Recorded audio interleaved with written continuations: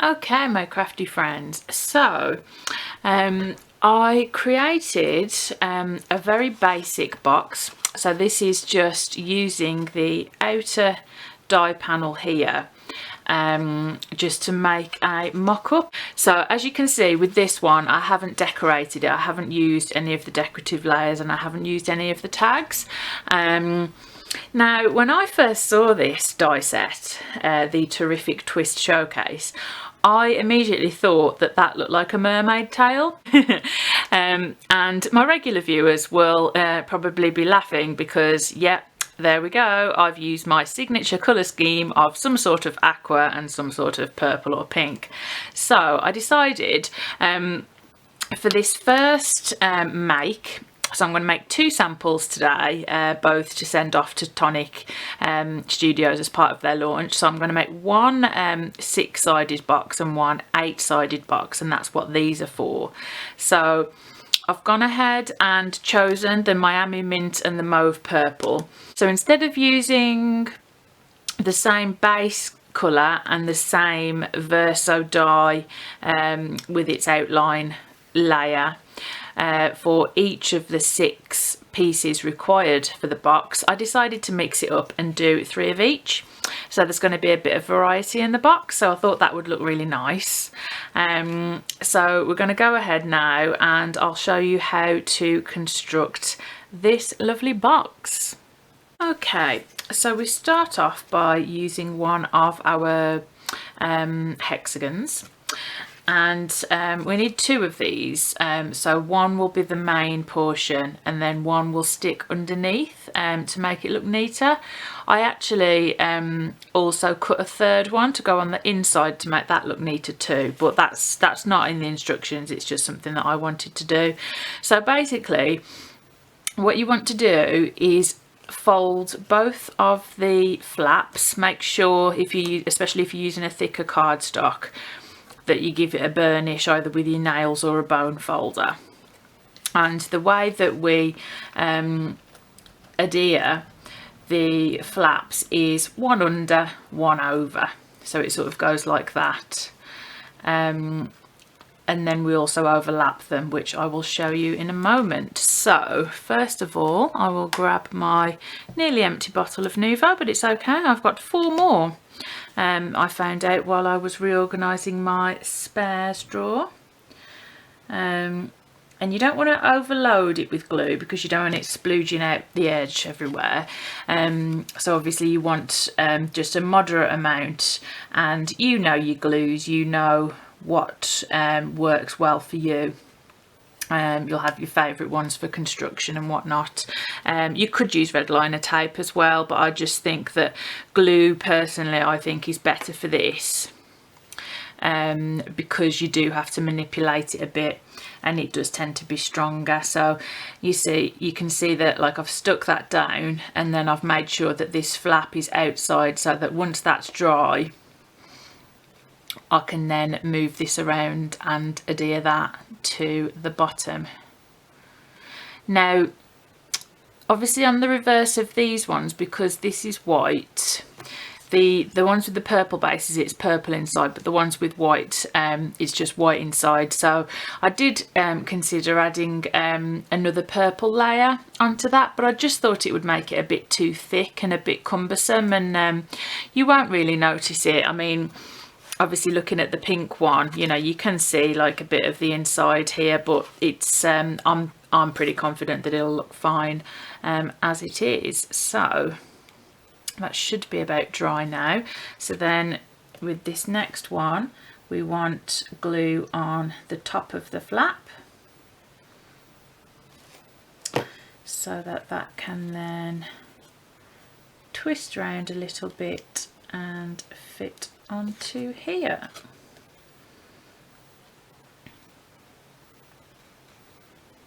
There we go. So again, we're going to hold that in place for a few minutes, and you want to make sure that you sort of get it up to the score line but not beyond the score line if you can help it, you know, because it's going to sort of go round like that.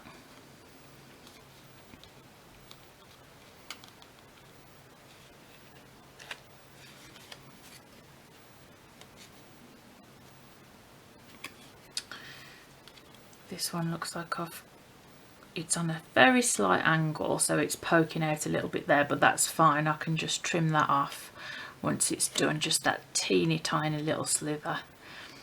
Obviously it's quite a precise gluing thing, so it doesn't matter if you make tiny little errors like that, because it'll be very easy to remedy them. So this isn't quite dry yet, but I'll start showing you the next bit. So what we actually do is we don't do it every other side. We actually go onto the side that's already got something on. So obviously this has gone under, so this next flap, which I'm just checking is the alternate colour, which it is, this flap here is going to go on top of there, and then that will go under again, just as we just did. And then you can see how it will start to go together. Like this will naturally want to sort of form like that, and as you can see, like you can't really tell that much that the back is white. So I just love this colour scheme. Do you love this colour scheme as much as I do, or do you have like a go-to palette? Because this is definitely mine. I just think it's so gorgeous. Okay, so again with a bit of glue, if you're looking for a decent glue, I really do like the Nouveau Deluxe. I mean, it's not the cheapest on the market, but I think, you know, the whole you get what you pay for thing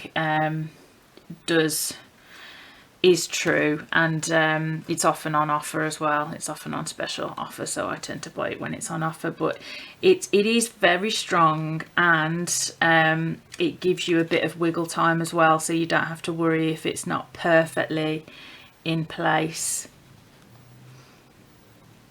But yeah, I love this stuff. I think it's great. So that needs to go in a bit more.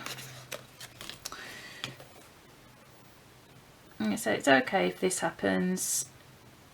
You just want to ensure that it's lined up as well as it can be. So I could tell that that wasn't lined up right because it was poking through this bit here. But that looks like it's bang on. And then we can test that a little bit, just making sure we hold that there and then moving that round.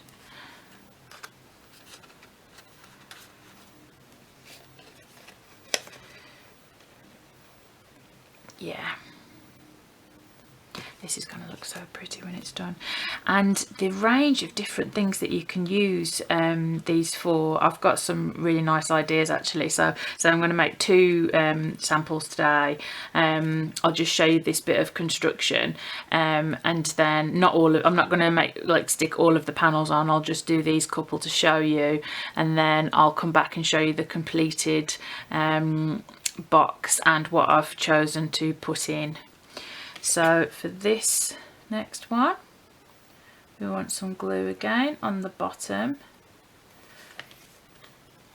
So again, we're going to move it round so it's butted up against the fold line there, but not beyond it. This is where the wiggle time comes in handy. So you can see we've now attached two of the sides, and then basically you go round and attach the other four sides in exactly the same way. So I'm going to go ahead and do that, and then come back to the point where we have to do the gluing of these bits. So hopefully you saw how easy that was. So I'll see you back in a moment when we get to the gluing of the top bits. Okay, so all of the panels are adhered, and just doesn't that look gorgeous? You can see that the bottom bit does look a little bit messy, which is why it's a nice idea to cut the extra hexagon or octagon, depending on what make you're producing, just to tidy that up. And again for the inside, they're just slot in nicely there. So I'm going to show you how to attach these elements now. So the way I do it is just place a small amount of glue here, and a small amount of glue on the back of that petal-like structure. So that way it looks like this. You still get the sort of petal opening, but it sort of secures it. I mean, you could stick it all down if you wanted it to, so it looked flat, but I think it looks nice with it sticking out a little bit. So just a small bit of glue here, and I've been doing it in stages, so sort of get that lined up and press that together there, and then just bend that back slightly and put a small bit of glue just here.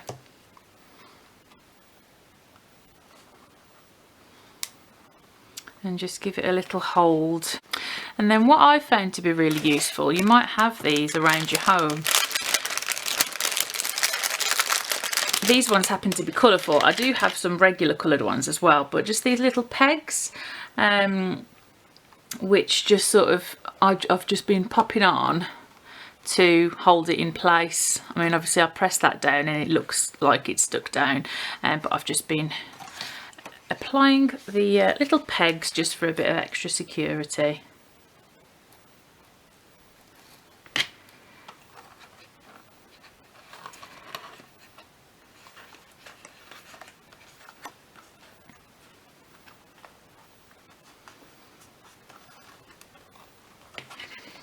And again, just bend that back slightly, add a small bead on the underside, and then press that down.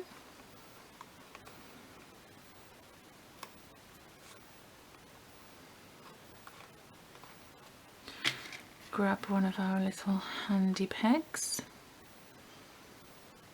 Oops.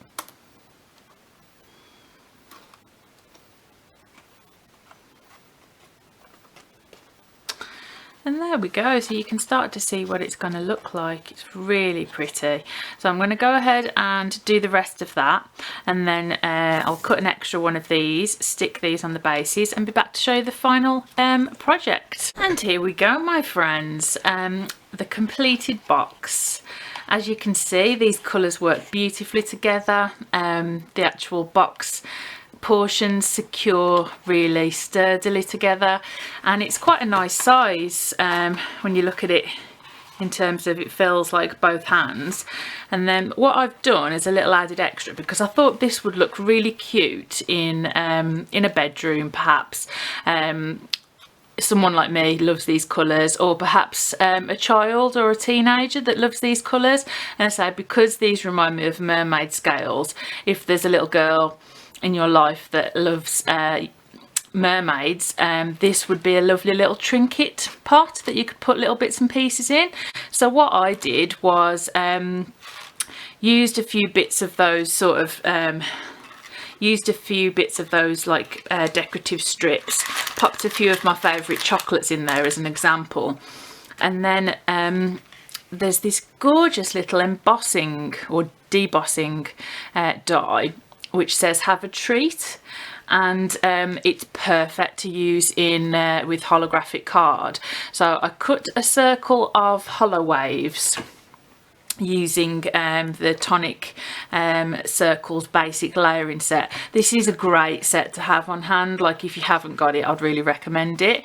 And then I use the smallest one to just partially cut out like a little finger pull. So you just have to just gently pop that in, just ease it in. Sometimes it wants to stay better than other times, but yeah, you just pop it in like that, and then it stays there. So, you know, you could have some little sweets in there, and or some little bits and pieces. I mean, this would fit things like Nouveau drops and glitters and washi, so you could have that on your desk. So lots of possible options.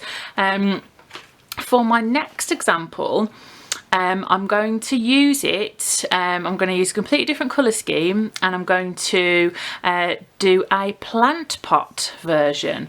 So I'm going to pick some colours, do all my die cutting, and make some flowers. So I'll be back in a moment to walk you through that process.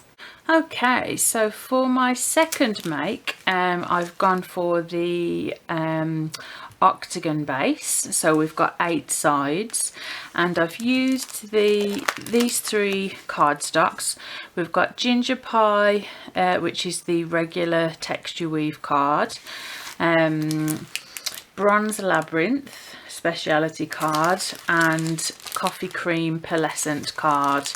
So I've done them alternating panels, so we've got Coffee Cream and the Bronze Labyrinth on one, and Ginger Pie and Coffee Cream on the other one, and then I've cut the hexagons from the Ginger Pie as well. So I've already assembled a good proportion of the make already. As you can see, it's quite a bit bigger than the hexagon one, obviously because we've got more sides, so it's going to be a lovely size, you know, just sort of having a quick look at it. When you move these around, it's going to be a really nice size sort of bowl, more so than a box, and my plan for this is that I'm going to use it as a plant pot.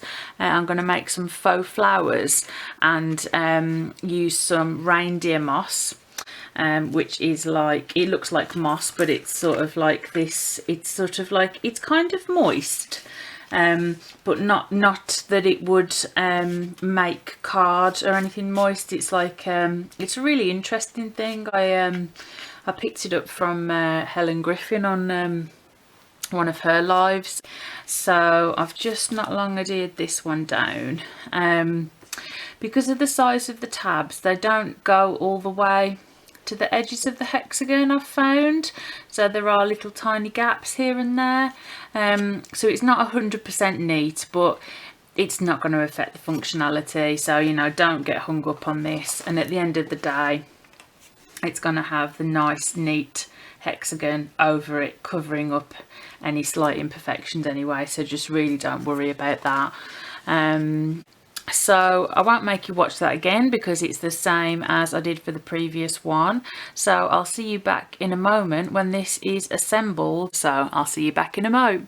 Okay, my crafty friends, so the second box, this one using the octagon, is now complete, and as you can see, it is a heck of a lot larger than the smaller one. So the small one is perfect for putting a few treats in there. I've got a few of my favourite chocolates in there, and then this little pull tab. But for this one, I went with this like terracotta pot kind of vibe, and I used this die set from Tonic called the Whimsical Blooms Die Set, which enables you to create a variety of different flowers and also leaves as well. So I've created 3, 4, 5, 6, 7, 8 flowers, which I felt was a nice amount, and how lovely would that be just to give someone as a gift, someone who loves flowers but maybe is like me and not very good at keeping them alive. You know, how nice would it be to give that as a gift to someone so that they could have it on their desk, or on in the living room or something like that. I showed you how to construct the actual box, which is exactly the same as the smaller one, but to actually make this arrangement, I got some polystyrene, just some spare that I'd kept. I always keep, and you probably do as well as crafters, just things that might come in handy at some point in the future. So some polystyrene, so I put a small bit in the bottom, a bit of glue on that, and then a slightly smaller, slightly bigger piece on top of that.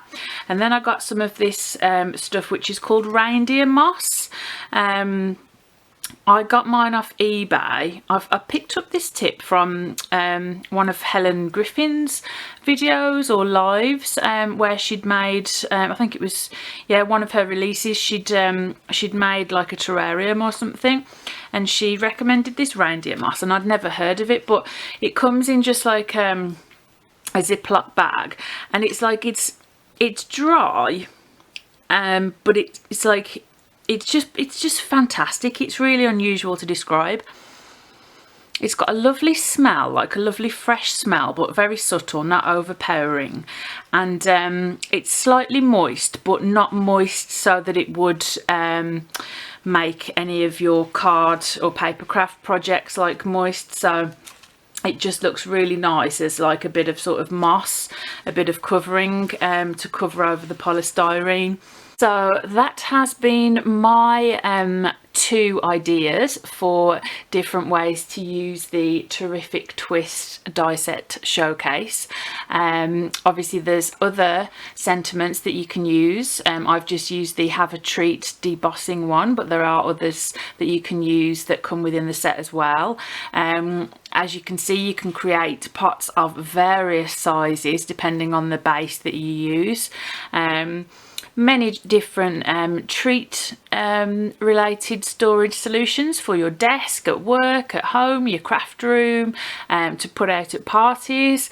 You could customize these, you could make them Christmas themed or something, or different holidays, festivals, etc.